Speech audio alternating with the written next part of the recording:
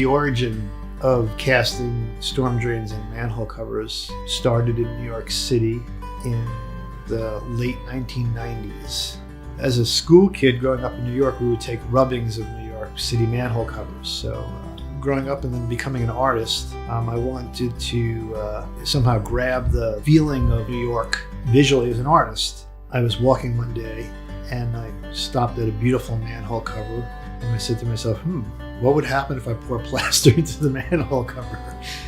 I actually had the time one day and I went out with a guy that I worked with plaster, and we took our first casting, and when I pulled the hard plaster off of the manhole cover, it had all of the grease and had some of the gravel and it had some sand and had the stuff that I couldn't clean out of the manhole cover in the casting.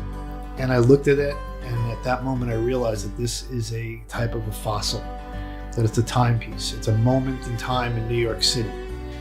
So at that point I started to collect different aggregates, sand, metal, all of the stuff from the city, cigarette butts, razor blades, and I used them to decorate these castings. I moved out to the New Jersey, Pennsylvania, Delaware River area. I walked across the storm drain that are on the curbs of the road, and there was this fish in the storm drain cover. And it said, "Dump no waste, drains the waterway." And I had become an environmental artist over the course of time, and my knowledge about casting manhole covers automatically click. I need to make a casting of these storm drain covers, and that is where this story really begins. I met Judy. She worked on a project for me that I was doing, a plaster project that I was sending out to San Francisco, and we started working together, and from that point on I showed her how to work with the materials and how to cast these pieces, and then Judy took it from there, and I can't even begin to tell you how far she pushed the art form and how far she pushed me and how far she pushed herself to create an amazing body of work that we can keep doing for a long, long time. We create the design with all of the things that we have found while we're doing environmental cleanups of rivers, the Delaware River, other waterways, beaches. Our prerequisite is not to buy any material. Everything that we find has to be something that's going into the waste stream.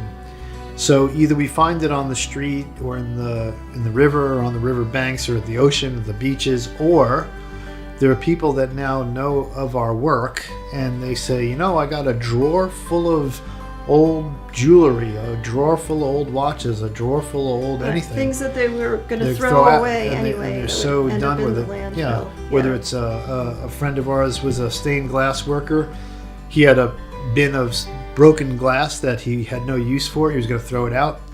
So we get that. So it's nice after you work hard and collect stuff and get known, we get people that are going to throw things out. Things that are killing our society right now is a thing called e-waste. There's so much planned obsolescence that everyone's buying a new phone, a new computer, a new laptop, a new pad, and keyboards are going left and right, and there's no way to actually get rid of these things because they're made out of such nasty material. So they become a real problem in landfill worldwide. We have friends that know what we're doing, and they're more than willing to donate their old computers to us versus going into a horrible landfill where it's going to, really destroy the environment.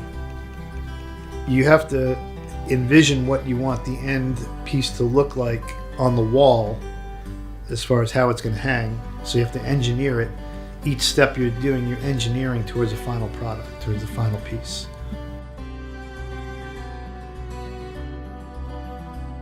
Being an artist is great, it's a wonderful thing to be, but to have a cause and a goal and that goes with the art makes it a little bit deeper and richer. And the environment, I've been an environmental artist for 25, 30 years, and all of a sudden in today's world, where everyone's waking up to the fact that there's no going back. We have to do something about our environment. So it's something that has legs, as they say in the art world. This is not a passing fancy. This is not a trend. This is a very serious art movement that we're involved in, and I believe the materials and the method that I've managed to put together is done rarely in history, and I hope that it's an art form that takes off and influences others.